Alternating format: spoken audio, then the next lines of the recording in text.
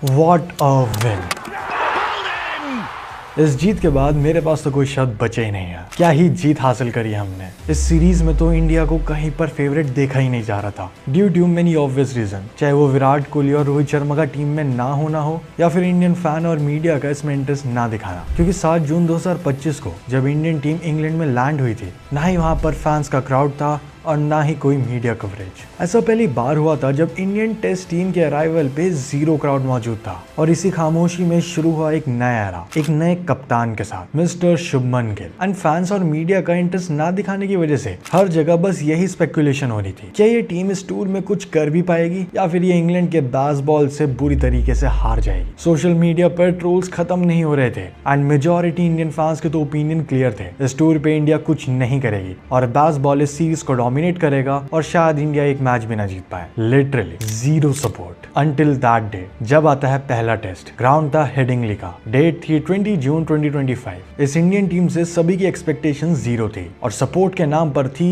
तो बस silence. But उस दिन, उस मैच के डे 1 पर ही इस इंडियन टीम ने उस साइलेंस को तोड़ दिया, और वो भी एक धमाकेदार स्टेटमेंट के साथ। कैप्टन शुभमन गिल, जिन्हें इससे पहले सेना कंट्रीज में बेकार परफॉर्मेंस की वजह से ट्रोल किया जा रहा था और ये तक कहा गया था कि ये तो बस गावा वाली इनिंग के कोटे पर खेल रहा है, उन्होंने अपने पहले test as a full time captain में सीधा 127 रन बना दिए थे। एंड उनके अलावा यशस्वी जायसवाल ने भी फुल फ्लो में सेंचुरी स्कोर करी और डे 1 के बाद स्कोर बोर्ड पर इंडिया का स्कोर था 359 फॉर 3। ये वो मोमेंट था जहां इंडियन फैंस को थोड़ा बिलीव हुआ कि ये टीम जीत भी सकती है। लेकिन ये तो बस शुरुआत थी, क्योंकि इस टेस्ट मैच में इंडिया के 4 प्लेयर्स ने 5 सेंचुरीज बना दी। Shubman Gill, Yashasvi Jaiswal, KL Rahul and of course Rishabh Pant with his twin 100। This match was a complete batting master class by Indian team, जिसमें सब कुछ था, flair, technique, intent, literally the best. पर जब डे 5 आया, या कहिए कि 4th इनिंग्स आई, तो सब कुछ उल्टा हो गया। इंग्लैंड की टीम ने एक जॉ ड्रॉपिंग चेस किया by chasing the massive target of 371 runs और उस मैच को 5 विकेट से जीत भी लिया। इस मैच में बेसबॉल पूरे पावर में था। रूट ने एंकर किया, डकेट, क्रॉली, स्टॉक्स ने स्कोर किया और इंडियन टीम बस देखते ही रह गई। जिन ट्रोल्स ने 3-4 दिन चुप रहकर होप देखी थी, वो फिर से एक्टिव हो गए थे। मीम पेजेस पर फिर से वही शुरू हो गया, Gill shouldn't be the captain. पर जब हर जगह डाउट था, एक साइलेंट स्पार्क अभी भी जल रही थी। वो स्पार्क थी इस नए इंडियन स्क्वाड में, जो मीम्स के बीच में खुद को प्रूव करने निकली थी। और ये सिर्फ शुरुआत थी, क्योंकि उसके बाद अगले ही मैच में इंडिया ने काफी अच्छा कमबैक किया। दिन था 2 जुलाई 2025। एजबास्टन के ग्राउंड में सेकंड टेस्ट मैच खेला जा रहा था और यही वो मोमेंट था जहां से पूरा इंग्लैंड हिल गया। In this match, Captain Shubman Gill played one of the finest innings of 269 runs, followed by another 161 runs in second innings. Literally masterclass, breaking so many records in just one single game. On the other hand, यशस्वी जायसवाल, जडेजा, पंत, राहुल के supportive contribution से Indian team ने first inning में 587 run का एक massive score बनाया और फिर second inning में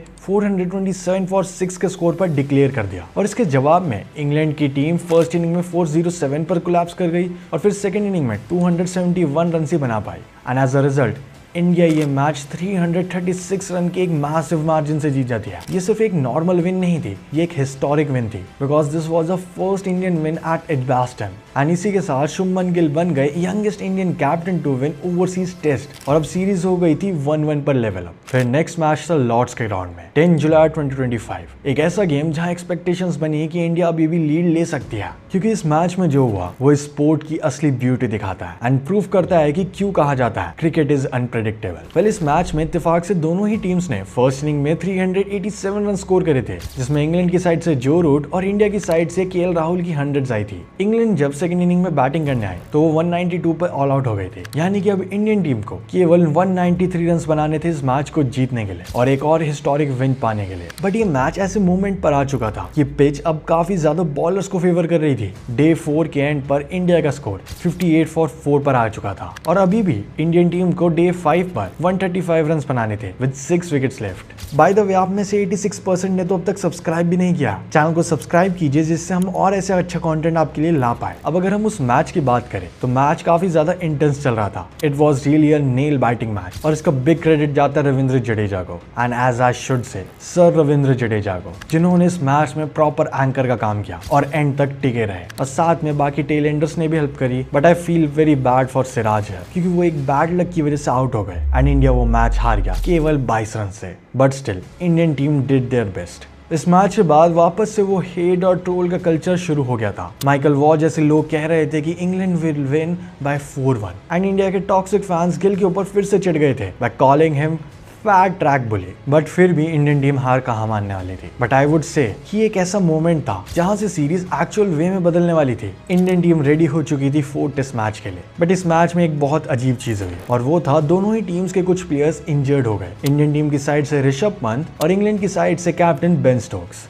बट दोनों ही प्लेयर्स 4 टेस्ट मैच में आए और खेले। 4 टेस्ट मैच में India started very well with Yashasvi Jaiswal and Sai Sudarshan run. फिर थोड़ा कोलैप्स हुआ and even vice captain Rishabh Pant got injured while batting. इतनी ज्यादा चोट लगी थी कि वो ग्राउंड के बाहर अपने पैरों से जा ही नहीं पाए and he was declared to have a fracture. But next day India ज्यादा स्कोर नहीं कर पा रही थी but Rishabh Pant decided to bat with broken foot. ये एक ब्रेव मोमेंट था जो पंत की ब्रेवरी से ज्यादा टीम को मोराल उठाने के लिए काम करने वाला था and also he showed his passion for the sport and also for the country. But after India's 358 runs England ने सॉलिडली रिप्लाई दिया 669 रन्स बनाकर with Joe Root and Stokes scoring 150 and 141 runs respectively. Eventually, England team taking massive lead of 311 runs और day 4 की morning से अब India को खेलना था। इंडियन टीम ट्रबल में आ गई जब फर्स्ट ओवर में ही क्रिस वोक्स ने जायसवाल और सुदर्शन को डक्स पर आउट कर दिया। लिटरली इनिंग्स का फर्स्ट ओवर और उसी में इंडिया के 2 बैट्समैन आउट हो गए और अब इंडियन टीम डे 4 के स्टार्ट में ही बैकफुट पर आ चुकी थी और सामने था एक बहुत बड़ा खतरा, 1 इनिंग्स डिफीट। लेकिन केएल राहुल और शुभमन गिल के इरादे कुछ और थे। उन्होंने इस पोजीशन को काफी केयरफुली संभाला और उस टफ पिच पर 174 रन्स की नॉट आउट पार्टनरशिप बनाई और इसी के साथ उन्होंने एंड किया डे 4 को। एंड लिटरली जो लोग पहले हेट और ट्रोल कर रहे थे अब वो इन्हें रिस्पेक्ट देने में लगे हुए थे। फिर आता है डे 5 जिसमें लिटरली हिस्ट्री बन गई। ऑल्दो उस डे के फर्स्ट सेशन में स्टोक्स फिर से क्लच करते हुए केएल राहुल का विकेट ले जाते हैं और उस टाइम पर स्कोर था 188 फॉर 3 एंड अभी भी 123 रन्स की लीड बाकी थी जिसको कवर अप करना था अभी भी। Like imagine it's the day 5 of a test match and अभी तक थर्ड इनिंग भी खत्म नहीं हुई है एंड यहीं से समझ आ गया था कि इंडियन टीम प्रॉपर्ली ड्रॉ के लिए खेलने वाली है और वो बैटिंग तो पूरे मजे से करेगी। केएल राहुल के बाद आते हैं वॉशिंगटन सुंदर बैटिंग करने, लेकिन गिल सेंचुरी बनाने के बाद आउट हो जाते हैं जो कि थी उस दिन की पहली सेंचुरी। फिर आते हैं रविंद्र जडेजा और वॉशिंगटन सुंदर और रविंद्र जडेजा दोनों लेफ्ट हैंडेड बैट्समैन का डुओ ऐसा चलता है कि दोनों ही बैट्समैन सेंचुरी बना देते हैं और इंडियन टीम उस मैच को ड्रॉ करवाने में कामयाब रहती है और साथ में 3 सेंचुरीज के साथ। जहां पे ऑब्वियसली केएल राहुल थोड़ा बैड लक के शिकार रहे बट जहां पर शुरुआत में ही 2 डक्स आ गए थे उसके बाद इनकी century literally cherry on the cake थी। ऑल्दो इस मैच में काफी फन मोमेंट भी हुआ। यस मेरे लिए वो काफी फनी था क्योंकि जब इन दोनों ही बैट्समैन ने श्योर किया कि इंडिया इनिंग्स से नहीं हारने वाले तो उस टाइम पर जब लास्ट का एक हार बचा हुआ था तो इंग्लैंड के कैप्टन बेन स्टोक्स ड्रॉ कराने के लिए हैंडशेक करने आए रविंद्र जडेजा के साथ बट जडेजा ने डिनाई कर दिया एंड उनके बीच थोड़ा ट्रोल वगैरह भी हुआ। But keeping all that aside finally अब सीरीज 2-1 पर आ चुकी थी और लास्ट मैच वापस से लंदन में था जहां सिराज ने कुछ ही दिन पहले वो हार्ट ब्रेकिंग मूवमेंट विटनेस किया था लॉर्ड्स वाला। ये मैच था ओवल के ग्राउंड में और इस बार डेस्टिनी को कुछ और ही मंजूर था क्योंकि इस गेम में स्टोक्स और पंत जैसे 2 बड़े प्लेयर्स इंजरी की वजह से बाहर हो गए एंड मैच के एक दिन पहले इंडियन कोच की पिच क्यूरेटर से तो फाइट भी हो गई थी। इस मैच में आकाशदीप और करुण नायर की भी टीम में वापसी हो गई थी and Dhruv Jurel finally proper way में प्लेइंग 11 में खेल रहे थे and Indian team was ready for the final battle. इस मैच में पहले बैटिंग करने आती है इंडियन टीम जिसमें इंडियन बैट्समैन कुछ खास नहीं कर पाते एक्सेप्ट करुण नायर जो कि 57 रन्स बनाते हैं एंड इसी इनिंग के दौरान इंग्लैंड के बॉलर क्रिस वोक्स भी इंजर्ड हो गए थे एंड इंडिया 224 रन्स के स्कोर पर ऑल आउट हो जाती है। जवाब में इंग्लैंड की टीम भी 247 पर ऑल आउट हो जाती है जहां पर मोहम्मद सिराज ने वैल्यूएबल 4 विकेट्स लिए थे और साथ में प्रसिद्ध कृष्णा ने भी। इंडिया अपनी सेकेंड इनिंग्स में बनाती है 396 रन वो भी जस्ट 88 ओवर्स में। इस इनिंग की मेन हाईलाइट रही यशस्वी जायसवाल जिन्होंने 118 रन्स बना दिए थे और साथ में उस मैच के नाइट वॉचमैन मिस्टर आकाशदीप जिन्होंने 66 रन बना दिए। फिर sir Ravindra Jadeja with 53 and Washington सुंदर विद ऑल्सो 53। अब इंग्लैंड की टीम को चाहिए थे टोटल 374 रन जीतने के लिए और उनके पास टाइम काफी था एंड ऐसे मोमेंट पर इंग्लैंड की टीम ने अपना बेस्ट बॉल दिखाया। रूट और ब्रूक ने सेंचुरी स्कोर करी और इंग्लैंड की टीम कंफर्टेबली 300 फॉर 3 के स्कोर पर पहुंच चुकी थी और जीत से बस 74 रन दूर थी। बट फिर आकाशदीप ने ब्रूक को आउट किया और प्रसिद्ध कृष्णा ने बेथल को बोल्ड किया और फिर थोड़ी देर बाद ही कृष्णा ने सबसे इंपॉर्टेंट विकेट जो रूट को भी आउट कर दिया जहां से गेम में थोड़ा चांस बन गया था। अब आया इस सीरीज के हर गेम की तरह इस मैच का डे 5, जहां पर इंग्लैंड को लिटरली 35 रन चाहिए थे और उनके हाथ में थे 4 विकेट। यानी कि अगर इंडियन टीम को जीतना है तो 4 विकेट चाहिए, इंग्लैंड को जीतना है तो 35 रन। सिंपल। कोई बच्चा भी कह देता कि इसको इंग्लैंड आराम से जीत जाएगा। एंड इवन डे 4 के एंड पर जो रूट ने क्लियर कह दिया था इंटरव्यू में, if needed Woakes will bat. As I said, उनको इंजरी हो गई थी। वेल एनीवेज, डे 5 स्टार्ट होता है और जब वो बस 35 रन दूर थे जीत से, तो सिराज जेमी स्मिथ को आउट कर देते हैं। लेकिन फिर भी इंग्लैंड आगे बढ़ रहा होता है और जब बस जीत के लिए 20 रन चाहिए थे, सिराज फिर से अपना जादू दिखाते हैं और ओवर 10 को भी आउट कर देते हैं। गेम एकदम बैलेंस पॉइंट पे अटका हुआ था। लेकिन फिर आते हैं कृष्णा, मिस्टर प्रसिद्ध कृष्णा, जिन्होंने मैच को इंडिया की साइड टिल्ट कर दिया जब उन्होंने जॉश टंग को आउट किया। लेकिन फिर आते क्रिस वोक्स बैटिंग करने, जो कि क्रिकेट को लेकर डेडिकेशन का एक और एग्जांपल बन गया इस सीरीज में। And this will be remembered just like Rishabh Pant. And अब यहाँ पर एटकिंसन का मेन काम था मैच को जिताने का, एंड उन्होंने वो काम भी किया। जहाँ पहले 17 रन चाहिए थे इंग्लैंड को, अब बस 7 ही रन चाहिए थे। लेकिन अब बॉलिंग करने आते हैं हमारे सिराज भाई, जिनके दिमाग में कहीं ना कहीं वो लॉर्ड्स वाली याद अब भी होगी। और सिराज वो करते हैं जिसकी इंडियन टीम को सबसे ज्यादा नीड थी, एक और विकेट।